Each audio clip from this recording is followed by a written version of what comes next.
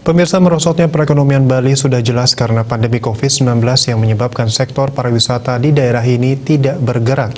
Oleh karena itu, pemulihan perekonomian Bali hanya bisa dicapai apabila pandemi COVID-19 bisa diatasi. Pemerhati ekonomi Nyoman Sender di Denpasar mengatakan masyarakat harus divaksinasi segera dan semua tanpa kecuali harus disiplin ketat melaksanakan protokol kesehatan atau prokes ketat yang terukur.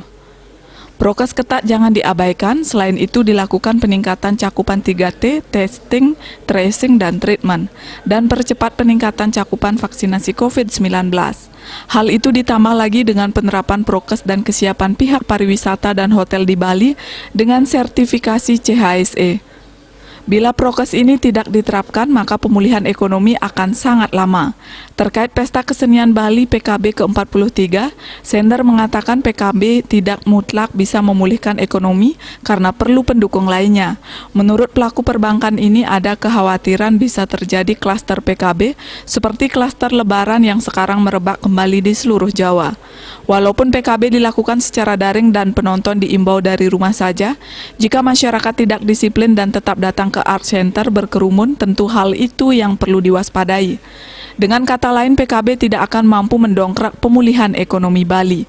Jadi satu-satunya yang bisa memulihkan ekonomi untuk bangkit kembali adalah jika pandemi bisa diatasi sehingga pariwisata bisa berangsur pulih kembali.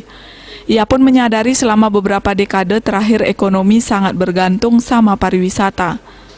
Begitu COVID-19 merebak di seluruh dunia, negara-negara yang terpapar dan melaksanakan lockdown yang melarang warganya untuk bepergian.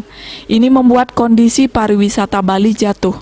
Tamu wisman tidak ada yang datang, buntutnya ekonomi Bali lumpuh dan paling terpuruk melebihi rata-rata nasional. Sementara itu, pemerhati ekonomi lainnya Profesor Wayan Ramanta menyampaikan, PKB merupakan pintu open border soft opening pariwisata Bali. Sebagai soft opening, Bali sehat dipromosikan.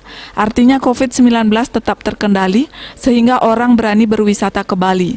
Kesehatan wisatawan dan masyarakat Bali terjamin, baru kemudian nanti berani grand opening agar ekonomi Bali bisa bertumbuh kembali. Swardika Bisnis Bali melaporkan.